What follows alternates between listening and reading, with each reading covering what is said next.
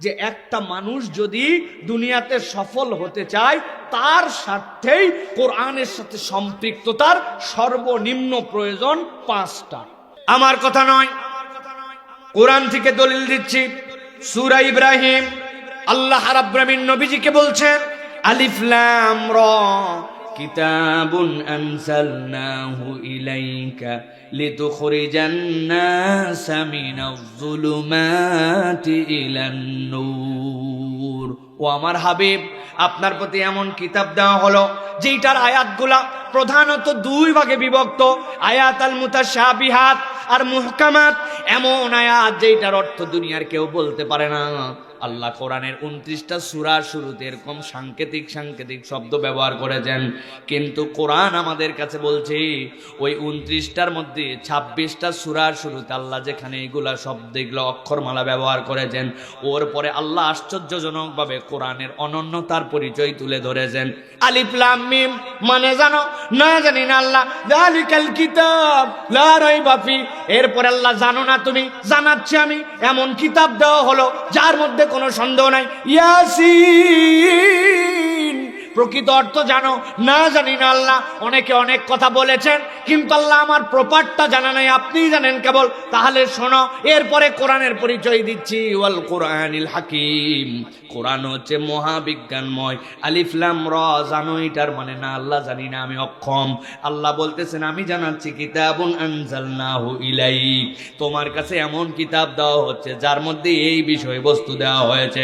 আল্লাহ বলতেছেন এই জন্য মানুষ যেখানে অক্ষম হয়ে যাবে, মানুষের সকল পাণ্ডিত্য যেখানে এসে থেমে যাবে, দুনিয়ার সব জ্ঞান যেখানে এসে আল্লাহ বলতেছেন আটকায় যাবে, আমি রব্বুল আমিন সেখান থেকেই তোমার জন্য এই কোরআনকে পথের দিশা হিসেবে দিব। তবে যেমন তেমন নয়। আল্লাহ বলতেছেন লিতুখরিজান নাস মিনাজ যুলুমাতি ইলান নূর, ওই মানুষটা জাহালতের মধ্যে থাকবে, তার জ্ঞানের মানদণ্ড তাকে সব সময় ন্যায় অন্যায় চিনতে সহযোগিতা করবে না, মানবীয় দুর্বলতা থাকবে। কিন্তু আল্লাহ বলছেন এই কোরআনকে তোমার জন্য এমন গাইড বুক বানায় দেওয়া হবে, তোমাকে অন্ধকার থেকে এই কোরআন জান্নাতের রাস্তা দেখায় দিবি। সাহাবায়ে কেরাম যারা ছিলেন এর আগে তাদের চরিত্র কেমন ছিল? এমনও সাহাবী ছিলেন 100 জন কন্যা সন্তানকে হত্যা করছেন, এমনও সাহাবী ছিলেন আল্লাহর নবীকে হত্যার জন্য তরবারি নিয়ে দৌড় দিয়ে দিয়েছেন। এমনও সাহাবায়ে কেরামের মধ্যে লোকজন ছিলেন যারা পেশাদার ডাকাতি করতেন, যারা পেশাকে বাছাই নিয়েছিলেন জোর যার মুল্লুক তার, আমি যা ইচ্ছা তাই করতে পারি। নারীদের কোনো সম্মান ছিল না। কিন্তু কোরআন যখন তাদের কাছে গাইড হিসাবে আসলো, আল্লাহ বলছেন ওই মানুষগুলাকে অন্ধকার থেকে এমন আলো দেখালাম, দুনিয়ায় থাকতেই আমি তাদেরকে জান্নাতের সার্টিফিকেট দিছি। সুবহানাল্লাহ।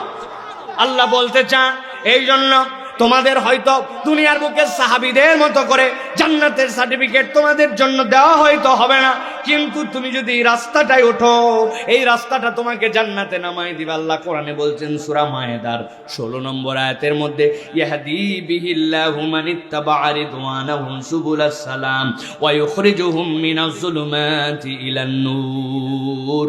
এটা এমন রাস্তা যেইটার মধ্যে তুমি যদি পছন্দ করে নাও, তাহলে তোমাকে জাহান্নাম থেকে রব্বুল আমিন জান্নাতের দিকে তোমার রাস্তা বাতলায় দিবেন। সুবহানাল্লাহ। সবাই ডাকবে তার আদর্শের দিকে, তুমি কালমার্কস হয়ে যাও। বিরাট হ্যানতেন ছিলেন, এমন অর্থনীতি দিছিল রাশিয়াই সেটা এখন থুতু দিয়ে উগলায় ফেলায় দিয়েছে, শেষ, পতন হয়ে গেছে। জাপান একসময় সিদ্ধান্ত নিয়েছিল যে তারা যাদেরকে শ্রমিক হিসাবে নিবে কোম্পানিতে, তাদেরকে একদম সারা জীবনের জন্য নিবে, এমনভাবে সুযোগ সুবিধা দিবে যে তারা ওই কোম্পানির জন্য জান প্রাণ দিয়ে কাজ করবে। এক সময় এটা বিরাট বড় ফ্রুটফুল ছিল, কারণ যেইগুলারে নিয়েছিল ওদের ওই 25 থেকে 30 ছিল, ওই লোকগুলো 50-60 পর্যন্ত চূড়ান্ত সার্ভিস দিয়ে টয়োটা, বিভিন্ন গ্রুপ, সনির ওয়াকম্যান, এইগুলা নানান কিছু বানায়া পুরা পৃথিবী কাঁপাইছে। কিন্তু যেই এইগুলার বয়স হয়ে গেছে 65+, ওরা দেখছে আরে পলিসি তো ভুল করছি, এখন জাপানের অর্থনীতি পৃথিবীর সবচেয়ে ডাউনের দিকে যাওয়ার অর্থনীতি, ওদের অর্থনীতি আর দাঁড়ায় না। কারণ কি, পলিসি যেটা নিছিল ওই পলিসি ওই সময়ের জন্য পারফেক্ট, পরে কাজ করে নাই। আর আল্লাহ বলছেন আমার পলিসি হচ্ছে তোমাদের জন্য 1450 বছর আগেও যেটা ফ্রুটফুল ছিল, তুমি আসবা জান্নাতের রাস্তায় ওঠার জন্য, এই কোরআন কিয়ামত পর্যন্ত তোমাকে জান্নাতের রাস্তা দেখাবে। পণ্ডিতি করলে মরণ হবে, পণ্ডিতি চলে না। এই দুনিয়াতেই আমাদের অনেক পণ্ডিতি আমাদের কাছে শেষ হয়ে গেছে। আমরা নিজেরা সব কিছু বুঝিও না, ভাব নেই কিন্তু বুঝি না। ও ভাই, টিভি চালান না ভাই, এসি চালান না, এইখান থেকে যে পক পক করে টুইট করে চাপ দিচ্ছেন আর ওখানে হচ্ছে, আপনি মনে করছেন আরে বাবা রে বাবা রিমোট আছে হয়ে যাচ্ছে। কেমনে হচ্ছে? এর মধ্যে যে একটা আলো যায়, এই আলোই তো আপনি চোখ দিয়ে দেখতে পান না। ওটার হাতের সামনে এরকম করে ধরেন দেখি, ধরে এর করে চাপ দিয়ে কাজ করে কিনা, আপনার হাত ভেদ করতে পারে না। তার মানে কোনো একটা আলো যায়, ইনফ্রারেড একটা আলো আছে এর সাথে, আপনি তো ওইটাই বুঝতে পারতেছেন না, অথচ চাপে যাচ্ছেন। আপনার জ্ঞান এই জায়গাতেই সীমাবদ্ধ। কুত্তারে নিয়ে আসছে, খেলাধুলা হবে আশপাশে চেক কর। কুত্তা মানুষের থেকে 1000 গুণ বেশি নাকের মধ্যে তার সুগন্ধির ক্ষমতা নেওয়ার ক্ষমতা আছে। মানুষের যদি ক্ষমতা থাকতো হুদা কুত্তা পুষবে কেন? ওইটা আবিষ্কার করতো, কুত্তার নাকে যা পাওয়ার আছে, এরপরে শুঙ্গাতো আর বাড়াতো। তার মানে কুত্তার থেকেও ওই প্রযুক্তি এখন পর্যন্ত কনভার্ট করতে পারি নাই। আমি মানুষ তো এখানেও অক্ষম, কুত্তার কাছে অক্ষম। হাতি আমার থেকে অনেক বেশি শোনে।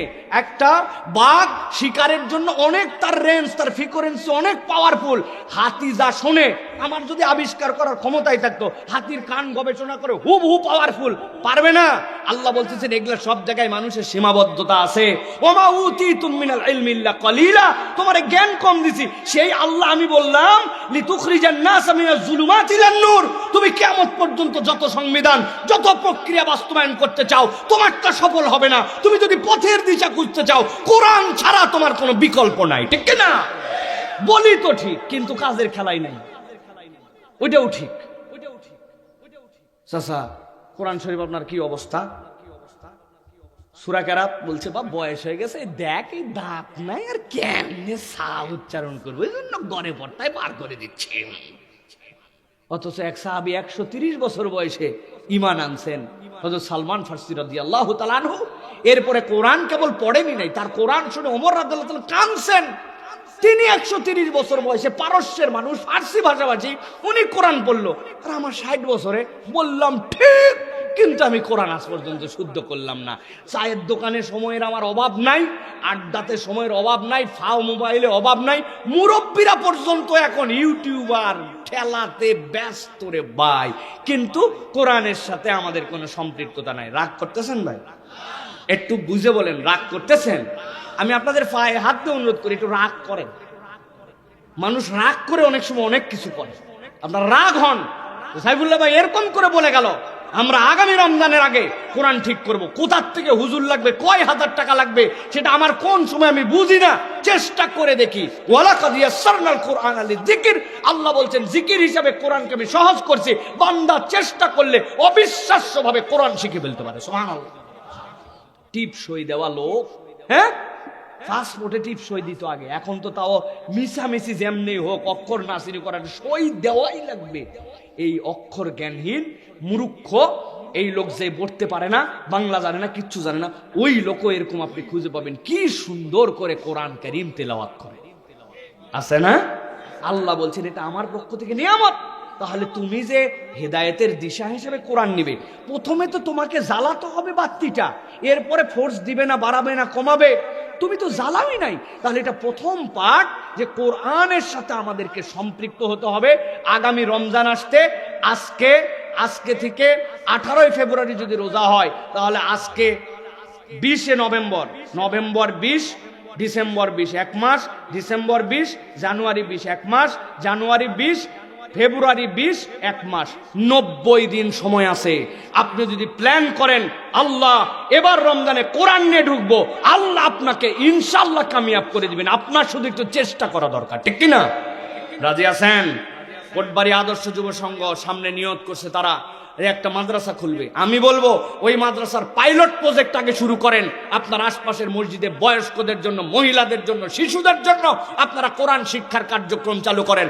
মুরব্বীদেরকে ধরে বলবেন আপনার সময় যখন আমাদের সময় তখন, সময়ের হাজত খবরদার দেখাবেন না আল্লাহর কাছে। সময়ের স্রষ্টা আল্লাহরে আপনি সময়ের দেখান হাজত, এইটা জানি দেখাবেন না। আপনি যেই সময়, বাদ এশা, বাদ মাগরিব, বাদ ফজর, বাদ জোহর, রাত 12টা, ফজরের আগে কোন সময় পড়বেন, আশা লাগবে, ঠিক কিনা? পারবেন ইনশাআল্লাহ? ইমাম সাহেবের একটুখানি মুসল্লিদেরকে বসায় বলবেন, আজকে দরজা জানলা বন্ধ, বাইরে কেউ শুনতেছে না, সূরা ফাতিহা পড়েন তো চাচা, বহুদিন আমার পিছনে আপনি নামাজ পড়ছেন, আজকে সূরা ফাতিহা টন সূরা ফাতিহা পরে ইভালুয়েট করবেন যে হ্যাঁ চাচার সূরা ফাতিহার মধ্যে মাত্র 72টা ভুল আছে, আবার কারো আছে 60টা, আবার কারো নাই, এরকম করে ইভালুয়েট করে একটা গ্রুপ বানায় কোরআন শিখতে হবে, তাহলে আজকের ওয়াজ কাজ দিবে। এক নম্বরে কোরআন তাহলে আমাদেরকে পথের দিশা দিবে, মুখস্থ করেন। আল্লাহ রাব্বুল আলামিন বলছেন কোরআনের সাথে সম্পৃক্ততার জন্য দ্বিতীয় যেইটা তোমাদের জন্য আল্লাহর পক্ষ থেকে নির্দেশনা, আল্লাহ বলছেন দুনিয়ায় কোনো মানুষ যদি তার জীবনের উদ্দেশ্য জানতে চায়, কোরআন ছাড়া প্রকৃত তাকে জীবনের উদ্দেশ্য কেউ বলে দেয় না। কারো কারো জীবনের উদ্দেশ্য যেমনে হোক, চুরি করে হোক, চামারি করে হোক, আমাকে একটা চাকরি নিতে হবে, এরপর একটা বাড়ি বানাতে হবে, কিছু জমি জিরাত করতে হবে।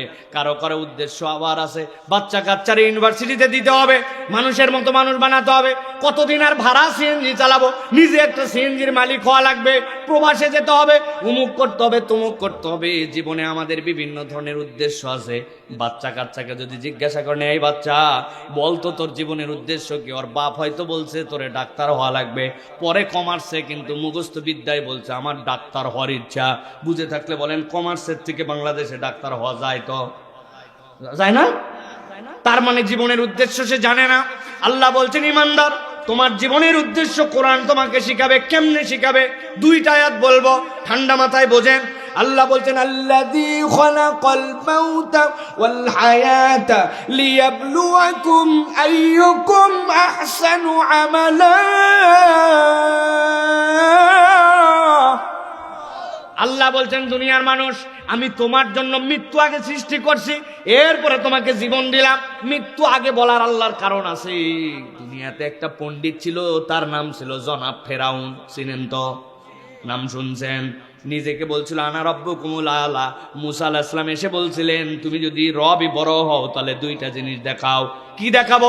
তুমি কি জীবন দিতে পারো? ইজি ব্যাপার। মারতে পারো? আরো সহজ। কেমনে? জেলখানার থেকে একজন আসামি ধরে আনছে, যার এখন পর্যন্ত কোনো রায় হয় নাই, তারে অযথায় হয়রানিমূলক ভাবে ধরে নিয়ে আসছে। জিজ্ঞাসা করছে তোর মামলা কি? বলছে আমার কোনো মামলা নাই, আমার কোনো রকম কিচ্ছু নাই। ধরে আনা হয়েছে। বলছে ওরে থামায় রাখো। এবার আরেকজন আনছে, তোমার মামলা কি? বলে এই কারণে আমার জন্য ফাঁসির ঘোষণা হয়ে গেছে। বলছে কবে? আজকে ফাঁসি। একটা সাথে সাথে ঘোষণা দিছে যেই ব্যক্তির ফাঁসি ছিল তাকে আমি মুক্ত করে দিলাম। মুসা দেখছো নাকি ফাঁসির আসামির আমি জীবন দিলাম, তাহলে আমি রব না তোকে? বলে পরেরটা দেখাইছে তোমার কোনো তার বাস বিচার নাই, কোনো এখন পর্যন্ত কোর্টে মামলা ওঠে নাই, নিরাপরাধ মানুষ। হাতে তলোয়ার ছিল, এক কোপে কল্লার থেকে ধর আলাদা করছে। জীবন দিছি একটা, মারছি আমি। এখন বল বেটা আমার থেকে বড় রব আছে নাকি? মুসা বলছেন বুঝে হালাইছি, পুরা ক্লিয়ার, কেবল 10%-এর মতো জীবন দিলাম, মারলাম, আবার 10% করতে বাকি থাকে। বুঝানোর জন্য বলছি, নবীরা তো এরকম করে পার্সেন্টেজ দিয়ে বলেন নাই, বুঝানোর জন্য। মুসা আলাইহিস সালাম জিজ্ঞাসা করছেন যেইটা কেবল ধর থেকে কাল্লা আলাদা করলেন, আপনার সামনেই তো পড়ে আছে, আপনার সামনে এখনো গরম রক্ত প্রবাহমান হচ্ছে, ওইটার কেবল কিছু করতে হবে না, ওই ধরের সাথে কাল্লাটা আবার একটু জোড়া দিয়ে আপনারাই একটুখানি রব বলে ডাকতে বলেন তো। বেয়াদব কোথাকার, উল্টা পাল্টা কথা বলা। আমার সামনে এত বড় বেয়াদবি। যখন দেখবেন যুক্তি থাকে না তখন একদল লোক চটে যায়, ঠিক কিনা? হুজুরদের সামনে অনেক সময় টিকতে পারে না, তখন উনি পাওয়ার দেখায়, গরম দেখায়। কয়দিন আগে দেখলেন না বেচারি মসজিদ থেকে নামাজ পড়ায় আসতেছে, ভিতরে এত হুজুরের প্রতি রাগ, এই জন্য মুসল্লি ইমাম সাহেব পর্যন্ত কথা নাই বর্তা নাই ধাক্কা দিয়ে ফেলায় ইচ্ছা মতো পিটায়।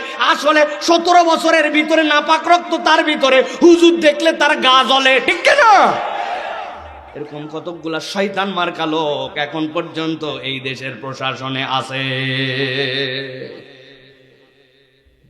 প্রিয় ভাইয়েরা, আল্লাহ বলতেছেন তাহলে তোমার রব মৃত্যু দেন, তোমার রব জীবন দেন। ভালো করে বোঝেন, জীবনের উদ্দেশ্য কোরআন বুঝাচ্ছে। আল্লাহ বলছেন কেন? লিয়াবলুয়াকুম আইয়ুকুম আহসানু আমালা। আল্লাহ দেখতে চান তোমাদের মধ্যে কে সর্বোত্তম আমল করে। কথাটা সহজ, কিন্তু একটু বুঝায় বললে বুঝবেন আল্লাহ এর মধ্যে জীবনের উদ্দেশ্য তুলে ধরছে। এখানে যদি কাউরে হাত তুলে বলে ও মুরব্বি জীবনে এরকম করে 2 রাকাত নামাজ পড়ছেন বাপ, সেইটা আল্লাহর কাছে বলতে পারবেন রব আপনি কবুল না করে পারবেন না। শতভাগ মনোযোগ, শতভাগ শুদ্ধতা, শতভাগ আল্লাহর জন্য ডেডিকেশন ছিল আমার, মন এক চুলের জন্য এদিক ওদিক যায় নাই। একজন লোক বলা কঠিন যে এরকম নামাজ আছে যে এটা আল্লাহ কবুল না করে পারে না। তার মানে 2 রাকাত নামাজও আমার জন্য পারফেক্ট নিবেদন নাই, একটা রোজা নাই, কিচ্ছু নাই। এখন আল্লাহ যদি বলতেন আমার বান্দা আমার কাছে আসার পরে পারফেক্ট ছাড়া আমি কিচ্ছু গ্রহণ করব না, বলেন তো আল্লাহর কাছে আমাদের কি নিয়ে দাঁড়ানো লাগতো? আল্লাহ বলছেন বান্দা পারফেক্টটা তুই পারবে না আমি জানি, এই জন্যই বলছি আইয়ুকুম আহসানু আমালা, প্রচেষ্টাটা করছিস কিনা উত্তম ভাবে আমি ওইটা দেখেই কবুল করে নিব। তেলাওয়াত শুদ্ধ করার মধ্যে আছি কিন্তু এখনো শুদ্ধ হয় নাই, নামাজে দাঁড়ানো মাত্র দোকানে মন চলে গেছে, বাজারে গেছে, বউয়ের সাথে ঝগড়া করছিলাম সেই দিকে গেছে, কিন্তু আবার মনে হওয়া মাত্র লাইন মতো আসছি, মনোযোগ আসে না বলে নামাজ বাদ দেই নাই। আল্লাহর জন্য চেষ্টা করতেই আছি চোখের গুনাহ হয়ে যায়, কানের গুনাহ হয়ে যায়, অন্তরের গুনাহ হয়ে যায়, কিন্তু তাই বলে রোজা বাদ দিয়ে দেই নাই। আল্লাহ বলছেন যে এই বান্দারা আল্লাহর জন্য প্রচেষ্টা করবে, আল্লাহ বলছেন এটাই তো তোর জীবনের সৃষ্টির জন্য আল্লাহ তোকে নির্ধারণ করেছেন। আল্লাহ বলছেন এই জীবনের উদ্দেশ্য কেউ তোরে বুঝায় না, দুনিয়ায় সবাই তোরে প্রতিযোগিতায় লাগাইছে, ঠিক কিনা? কে কার উপরে উঠবে, কে কারে ধাক্কা দিয়ে উঠবে। আল্লাহ বলছেন ইসলাম তোরে প্রতিযোগিতা করতে বলে তবে ব্যালেন্স করে। ইসলাম বলছে তোর মানসিকতা হবে সহযোগিতা, প্রতিযোগী হবে কিন্তু সহযোগী হয়ে। কিন্তু আমাদের দুনিয়া শিখায় কিসের সহযোগিতা কিসের কি, নিজে বাঁচলে বাপের নাম, ঠিক না? আল্লাহ বলছেন না না না, জীবনের উদ্দেশ্য বুঝে নাও। আল্লাহ বলছেন কুনতুম খায়রা উম্মাতিন উখরিজাত লিন-নাস তা'মুরুনা বিল মা'রুফি ওয়া তানহাউনা আনিল মুনকার। আল্লাহ বলছেন তোমরাই উত্তম, সুবহানাল্লাহ বলেন। এর আগে কোন জাতিকে আল্লাহ এটা বলেন নাই। তোমরা মানে কি? আমরা। বলেন তোমরা মানে আমরা। আল্লাহ বলছেন তোমরাই উত্তম। কেন? তোমাদেরকে মানুষের উপকারের জন্য সৃষ্টি করা হয়েছে। আপনি খালি ভাবছেন পার্সোনাল পার্সোনাল পার্সোনাল, একটু হিসাব মিলাই দেখেন, যতই পার্সোনাল বলি আমার কোনো কিছুই আসলে আমার আয়ত্তে নাই। জমিতে যা আবাদ করেন, নিচ থেকে পানি তোলেন। আজকে আমি গ্লাসের মধ্যে আমার ভাইরা আমারে পানি ঢেলে দিছে, কই হুজুর খাইয়ে দেখেন কি সুন্দর আমাদের বোরিং এর পানি। আমি বললাম ভাই গ্লাসটা উপসাই গেছে, পানিটা বদল করে দেন, পানিটা ফালায়েন না, পানিটা জগের মধ্যে রাখেন। কয় হুজুর এইটা তো আমাদের কেনা লাগে নাই। আমি জিজ্ঞাসা করি যদিও বোতলজাত পানির মতো কিনতে হয় নাই, কিন্তু নিচের থেকে যে ফিল্টার করে পানিটা আসলো, এই ফিল্টারটা কি আমার করার ক্ষমতা আছে? আমার আব্বাকে নিচে রিজার্ভ করে রেখে গেছিল। আমি বলতেছি আমার মাঠ, আমার ধান, আমার সব ওই সবুজ ঘাস, ঘাসের উপরে একটা সুন্দর করে ইটা চাপা দিয়ে যাবেন, 7 দিন পরে এসে দেখবেন নিচে হলুদের পরে সাদা হয়ে মরে গেছে। আমার ক্ষেত, আমার আবাদ বললাম, কিন্তু এই সূর্য যদি আল্লাহ না দেয় কোত্থেকে আমার ফুল আর কোত্থেকে আমার ফল? আমি তো অঙ্কুরটা মাটিতে লাগালাম, কিন্তু একবারও চিন্তা করলাম না ওই অঙ্কুর উদ্গমটাকে ঘটালো। আল্লাহ বলতেছেন বান্দা একটু বুঝে নে, তোর যদিও পার্সোনাল অনেক কিছু থাকবে, কিন্তু তুই মানুষের কল্যাণের জন্য তোকে সৃষ্টি করা হয়েছে। এই কল্যাণের মৌলিক 2টা কাজ আল্লাহ ভাগ করে দিয়েছেন। একটা হচ্ছে তুমি মানুষের জন্য সৎ কাজের আদেশ দিবে আর অন্যায় থেকে ফিরাবে। একটুখানি আওয়াজ দিয়ে বলেন এই সমাজে সৎ কাজের কিছু আদেশ থাকলেও মানুষকে অন্যায় থেকে ফিরানোর রিস্ক আর কেউ নিতে চায় না। কথা বলেন ভাই, ঠিক কিনা? উমুকের বাচ্চা বকে গেছে, উমুকে বিড়ি খায়, হুদা মিশা আমি তার সাথে গন্ডগোল পাকায়, আমার কি লাভ? বলে কিনা ভাই? অথচ সমাজকে সুন্দর করতে হলে আপনাকে অন্যায় থেকে মানুষকে ফিরাতে হবে। আমি শত শত জায়গায় উদাহরণ দিয়েছি। ধরেন আপনার মসজিদের সামনে একটা কুত্তা মরে গেছে, 3টা ধাপ দিয়ে আপনাকে মসজিদে উঠতে হয়। কয় ধাপ? উপরের ধাপে কুত্তা মরছে, হুজুর ফজরের সময় এসে দেখছে হায় হায় মরার জায়গা পায়নি, কুত্তা টান টান হয়ে লম্বা হয়ে সিঁড়ির উপরে মরছে।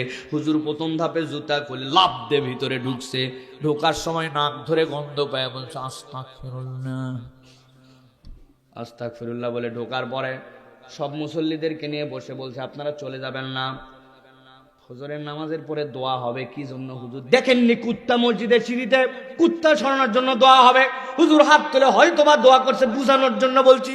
আয় আল্লাহ, ফজরের মুসল্লি, পিওর মুসল্লি, আল্লাহ কুত্তা মরার আর জায়গা পালো না, সিঁড়ির উপরে মরছে, আল্লাহ এই রব্বুল আমিন তুই কুত্তা সরা।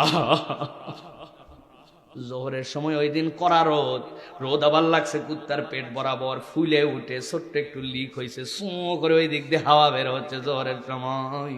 ফজরে তাও নাক ধরা লাগছে, ওই সময় উপায় নাই, এমন গন্ধের গন্ধ, বমি বমি লাগে। ওই সময় নাক ধরে ধরে লোকজন হায় হায় হায় কুত্তা মরার আর জায়গা পেল না, লা হাওলা ওয়ালা কুওয়াতা ইল্লা বিল্লাহ, আস্তাগফিরুল্লাহ, লাভ দিয়ে মসজিদের মধ্যে ঢুকে গেছে। চিন্তা করছে ফজরে এত দোয়া, তারপরেও জোহরে কাম হলো না, মনে হয় তাবারক ছিল না। আসর বেলা যদি বিরিয়ানি দিয়ে তাবারক দিয়ে কুত্তা সরানোর দোয়া করে, কুত্তা সরে যাবে তো? প্রিয় ভাইয়েরা, দোয়া করতে হবে, এটা দোয়ার গুরুত্বহীনতা বুঝাচ্ছি না, কিন্তু যেখানে যা করা লাগবে আপনারে তাই করা লাগবে। নবী বলছে মান রাআ মিনকুম মুনকারান ফালিয়াতাগাইয়িরহু বিয়াদিহি ফাইল্লাম ইস্তাতি' ফাবিলিসানিহি ফাইল্লাম ইস্তাতি' ফাবিকলবিহি যালিকা আদাফুল ঈমান। এক নম্বর দায়িত্ব তোমার পাওয়ার দিয়ে প্রতিহত করা, 2 নম্বর মুখ দিয়ে বলা, 3 নম্বর অন্তর দিয়ে ঘৃণা করা। আপনি প্রথম 2টা বাদ দিয়া নবী সিরিয়াল উল্টায়া আপনি শুরুর থেকেই বলছেন আস্তাগফিরুল্লাহ, কুত্তা খারাপ, এমন গন্ধ ছড়াবে, কুত্তা গলে যাবে, মসজিদের মধ্যে ঢোকা তো দূরের কথাই, রাস্তাতে আসা যাবে না, ঠিক না? কি করা লাগবে তাহলে? যেইখান থেকে যা করা লাগবে, যার ক্ষমতা আছে, সভাপতি সাহেব কমিশনারে ফোন দিবে, কমিশনার মিউনিসিপ্যালিটিরে বলবে, পৌরসভার লোকরে বলবে, এই কমিশনার ভোটের সময় খুব চিল্লাইছো, আর ফজর থেকে আসর পর্যন্ত মেথর পাঠাতে পারো নাই, দেখবো সামনে তোমারে, ঠিক কিনা? যার বলার আছে ইমাম সাহেব সভাপতিরে খবর দিবে, আপনি দূরে থাকেন, তাড়াতাড়ি স্টেপ নেন, কারণ আমি তো বললে ওই পাওয়ার দিয়ে বলতে পারবো না রে। আর যারা বলতে পারবে না তারা মন থেকে ওইটার সাথে ঘৃণা তাদের সাথে থাকবে, আল্লাহ এইটা যেন দ্রুত সরে যায়। এই 3টার সমন্বয়ের টার্গেট আল্লাহ বলছেন তোর জীবনের উদ্দেশ্য। এখন আমরা সব বাদ দিয়া কেবল নিজ নিজ নিজ সমাজ ধ্বংস হয়ে গেল, বাচ্চারা মাদকাসক্ত হয়ে গেল, বিড়ি করে ভরে গেল, হারাম করে ভরে গেল, নারীদেরকে সম্মান দেয় না। আমার বেটি সে বাসে যাত্রা হয় হোক গে আছে না, এমন সমাজ হয়ে যাবে, ওই সমাজে আপনি আর বসবাস করতে পারবেন না। আল্লাহ বলছেন এই ডিউটিটা কোরআন তোমাকে দিছে, দুনিয়ার কেউ নয়। কোন মুসলমান যদি তার জীবনের উদ্দেশ্য জেনে ফেলে, এইরকম একটা হিম্মতওয়ালা গ্রুপ যদি সমাজে প্রতিষ্ঠিত হয়ে যায়, বুঝে থাকলে বলেন তো ওই সমাজ পরিবর্তন হবে কিনা? হবে কিনা? এই তুই কার বেটারে, এত বড় সাহস, মুরব্বীদের সামনে তুই সবার সামনে বিড়ি খাস, থাপড়ায় গালের মাড়ির দাঁত পর্যন্ত ফেলে দেব। আর যদি কোনোদিন দেখি এরকম 10টা যদি লোক থাকে আর এইটা বলার মতো থাকে, তাহলে বিড়ি খাইলেও সিপা সাপায় ভিতরে ঢুকে খাওয়া লাগবে, এরকম ওপেন আপ বিড়ি খাওয়া যাবে না। কালকে মাহফিল শেষ করে দোকানের সামনে দাঁড়ায় আছি, আল্লাহর কসম করে বলতেছি, এক দোকানের মধ্যে 2টা আমরা হুজুর, 2 দিকে দাঁড়ায়া, এক ছেলে এসে বলছে হুজুর সরেন তো, 2 জনকে সরায়, মধ্যে আসছে ওই দোকানের থেকে একটা ম্যাচ লাইট ঝুলতেছিল, ম্যাচ লাইটে করে বিড়ি ধরায় চলে গেল। হুজুর সর, আমার বিড়ি ধরান লাগবে। তাহলে সমাজের অবস্থা কোথায় গেছে, ঠিক কিনা? কেন এরকম হলো? এরকম হওয়ার কারণটা কি? সমাজের দায়িত্বশীল যারা, ওই মানুষগুলাই জঘন্যতায় পৌঁছায় গেছে, উনাদের মোরাল পাওয়ার নাই, এই কথা বলতে পারে না। যেই লিডার তারে শাসন করবে, যেই চাচা তারে বকবে, ও তো বহু আগে বিড়ি খাওয়া বাদ দিছে। কি খায়? গাঁজা। উনি নিজে নামাজ পড়ে না, কেমনে নামাজ পড়তে বলবে? উনার নিজের ছেলে উনার কথা শোনে না, আরেকজনের ছেলেরে বলবে কেমনে, ঠিক কিনা? এই জন্য আল্লাহ বলছেন, আমি ফাও ফাও এটা আপনাদেরকে বলতেছি না, জীবনের উদ্দেশ্য আপনাকে জেনে নিতে হবে। ও তরুণ, ও যুবক, কেবলমাত্র জিন্সের প্যান্ট পরবো, আইফোন ব্যবহার করব, বড় হয়ে বড় চাকরিজীবী হব, বিদেশে চলে যাব, টাকা পয়সার মালিক হব, না না না। তোমার জীবনের উদ্দেশ্য পরিষ্কার করো, পড়ালেখা করা লাগবে, এসএসসি এইচএসসি ইউনিভার্সিটি সব করতে হবে, কিন্তু আমার টার্গেট আমি আল্লাহর জন্য ডেডিকেটেড একজন আদর্শ মুসলিম হব। ইবাদত বন্দেগীতে আমি কন্টিনিউ করব, আমি সমাজ পরিবর্তন করার জন্য এই সমাজের একটা পার্ট হব, এই নিয়ত করলে আল্লাহ সব দিবে, আর এই নিয়ত না করলে দুনিয়া আখিরাত বরবাদ। আমার কথা নয়, ইমাম ইবনুল কাইয়্যিম রাহমাতুল্লাহ আলাইহি বলছেন, যারা আমার এই কথাটা শুনতেছেন এখন, আমার কথাটা কানে যাচ্ছে যাদের, তারা হাত তোলেন। কানে যাচ্ছে যাদের কানে যাচ্ছে না, হাত তোলেন না, হাত তোলেন, মুখস্থ করে নেন, হাত নামান। ইমাম ইবনুল কাইয়্যিম বলছেন, এক লোক সূর্য যখন মাথার থেকে হেলে গেছে তার ছায়া দেখতে পাইছে, চিন্তা করছে আমার শরীর থেকে বের হয় ছায়া, তুই যাবি কোথায়, ধরেই ছাড়বো। এ দৌড় সে দৌড়, বুঝে থাকলে বলেন তো কিয়ামত পর্যন্ত দৌড়ালে নিজের ছায়া নিজে ধরা যায়? বললেন না যায়। ইমাম ইবনুল কাইয়্যিম বলতেছেন, ওই ছায়া তো তোর দুনিয়ারে বোকা, তুই দুনিয়ার পিছে ছুটবি, দুনিয়া ধরতে পারবি না, কিন্তু তোর যদি বিশ্বাস হয়ে যায় আমি যতক্ষণ দাঁড়াতে পারি আর আমার বিপরীত দিক থেকে আলো আসে, তাহলে ছায়া আমার সাথেই আছে, তাহলে ওই ছায়া ধরা লাগবে না, অটোমেটিক তোর সাথে আছে, তোর বিশ্বাস আছে। কেউ যদি বিশ্বাস করে দুনিয়া তো আল্লাহ দেওয়ার জন্যই আমাকে পাঠাইছে, তাছাড়া তো দুনিয়ায় পাঠাতোই না, আমার টার্গেট পরে কালমুখী জিন্দেগি, দুনিয়া তার কাছে চলে আসবে। আর যদি শুরু করে দুনিয়ার পিছে, দুনিয়াও হারাবে, পরকালও হারানো লাগতে পারে, ঠিক না? তাহলে জীবনের উদ্দেশ্য শিখায় কোরআন, মনে থাকবে তো? কে শিখায়? কোরআন। এবার 3 নম্বরে আল্লাহ বলতেছেন, যেই মানুষকে দুনিয়ায় প্রেরণ করা হলো, প্রত্যেক মানুষের জীবনে একটা সত্যতা এবং সততার অনুভব আছে। কথাটা হার্ড, কিন্তু বুঝে নেন, আমাদের জীবনে একটা সত্যতার অনুভব আছে, সততার অনুভব আছে, এটা আমরা পাই না। সত্যতার অনুভব আবার কেমনে পাই? আল্লাহ বলতেছেন, নবী জানায় দেন, আল্লাযীনা ইউমিনুনা বিল গায়ব ওয়া ইউকিমুনাস সালাতা ওয়া মিম্মা রাযাকনাহুম ইউনফিকুন। ওই বান্দা বুঝবি আমার সব কিছু আমার আয়ত্তে নাই, আমার রব আমাকে সৃষ্টি করেছেন, তিনি আমার জন্য বিধান দিয়েছেন। আল্লাযীনা ইউমিনুনা বিল গায়ব, ওরা গায়েবে বিশ্বাস করে। আমার মাথায় সবকিছু ধরবে না, কিন্তু আমাকে রবের কাছে নতজানু হয়ে যেতে হবে, আল্লাহর কাছে আমাকে সমর্পিত হতে হবে। আমি তো আমার ফেরেশতা দেখতে পাই না, দেখতে পাই আমি আমার ফেরেশতা দেখতে পাই না, আমি কেমনে দাঁড়াই এটাই তো আমি বুঝলাম না। আমি মনে করছি কেমনে আমার দাঁড়ায়। আমার আম্মা বলছে, তাদের শহরে, আমার নানি বাড়ির শহরে প্রথম যখন রিক্সা আসে, রিক্সা কয় চাকার বলেন তো ভাই? লোকজন আশ্চর্য হয়ে গেছে, কেমনে 3 চাকার উপরে একটা জিনিস দাঁড়াতে পারে। লোকজন সিরিয়াল দিয়ে দেখতে আসছে, অথচ ব্যাককলেরা সারা জীবন 2 চাকা দিয়ে সাইকেল চালায় যায়। বলেন তো সাইকেলের ব্যালেন্স করা কঠিন নাকি রিক্সার? সাইকেলের আর 2 চাকা, অথচ এটা চালায় রিক্সা দেখতে আসছে, কেমনে দাঁড়ায়? হ্যাঁ, মাথার মধ্যে কাজ করে না, ইউজ টু হয়ে গেছে এইটা, যে দ্বিচক্রযান 3 চক্রযানকে দেখতে আসছি। আল্লাহ বলতেছেন এইটার অনুভবটা হৃদয় থেকে আসে। মানুষ যখন কোরআনের সাথে সম্পৃক্ত হয় তখন সে বিশ্বাস করে আমার মাথায় সব ধরবে না, কিন্তু আমার একজন গায়েবের মালিক আছেন। ওইটা যদি বিশ্বাসে পরিষ্কার না হয়, সমাজে আইন কানুন দিয়ে সমাজ পরিবর্তন সম্ভব নয়। গভীর রাত্রে চুরি করবে, কৌশলে ফাঁকি দিবে, নানান সিস্টেম করে করে খাইয়ে ফেলবে, কিন্তু তার হৃদয়ে যদি গায়েবের প্রতি বিশ্বাস থাকে, এই বিশ্বাস জাগ্রত করে কোরআন, সুবহানাল্লাহ, তার হৃদয়ের মধ্যে একটা আলো দিয়ে দিবে। কেউ তারে বলবে না, কিন্তু তার বিবেক ধাক্কা মারবে, তুই এইটা করতে পারিস না।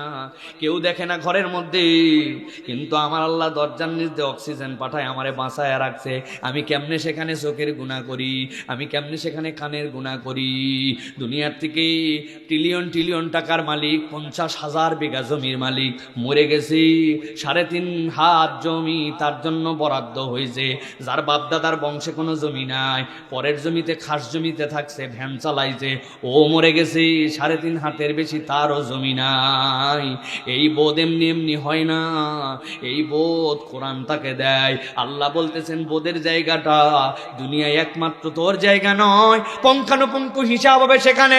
তুমি 2 জন মানুষকে এই ঠাটানি থাপ্পড় দিছ, থাপ্পড় দেওয়ার সময় মাপে দিছেন তো না ভাই? যে বেটা খাইছে ও জানে কয় কেজি থাপ্পড়। এখন একজন বলছে থাপ্পড়ের বদলে থাপ্পড়। এখন আপনার গায়ের জোরই নাই, একজনের ওজন 100 কেজি, এই বেটা আমারে থাপ্পড় দিছে, আর আমার ওজন 50 কেজি, আমার থাপ্পড় কি তার সমান জোর হবে? আপনি তো থাপ্পড়ে বরাবর করেছেন, কিন্তু আল্লাহ বলছেন বরাবর হয় নাই। এটা হিসাব করে বরাবর করতে পারেন যিনি, তিনি কে? এক লোক কয়েক হাজার লোকরে গুলির অর্ডার দিয়ে চোখখানা করে দিয়ে চলে গেল। এখন ওই লোকরে আপনি একবার ফাঁসি দিলেন, এখন লোক মারছে 1700, ফাঁসি পাইলো একটা, বিচার কি হয়েছে? বিচার হয় নাই। জায়গা মতো বিচার হবে। একবার মারা হবে, আবার জীবন দেওয়া হবে, আবার মারা হবে, যতক্ষণ পর্যন্ত বরাবর না হয় আল্লাহ ছাড়বে না। আল্লাহ বলতেছেন আল্লাযীনা ইউমিনুনা বিল গায়ব, এই বিশ্বাস যারা করে তাদের জীবনটা হিসাব কিতাব করে দুনিয়ায় চলবে, ঠিক না? তাছাড়া আপনি সমাজ পরিবর্তন করতে পারবেন না। আল্লাহ রাব্বুল আলামিন বলছেন ওয়া ইউকিমুনাস সালাতা ওয়া মিম্মা রাযাকনাহুম ইউনফিকুন। আল্লাহ বলছেন তাদের আরেকটা খাসিয়াত হবে, তারা সালাত প্রতিষ্ঠার আন্দোলনের সাথে যুক্ত হয়ে যাবে। নামাজ যেখানে শেষ সেখানে। সালাত ছাড়া আপনার সমাজকে আপনি পরিবর্তন করতে পারবেন না। আল্লাহ বলতেছেন ওই নামাজের সাথে তার সম্পৃক্ততা থাকবে, দিলটা তার মসজিদ কেন্দ্রিক হবে। আমি যে আলোচনার শুরুতে বলছিলাম নামাজ নাই কিন্তু ঈমান ঠিক আছে, এই আয়াতের আলোকে আপনার কি মনে হয় নামাজ না থাকলে ঈমান ঠিক থাকে?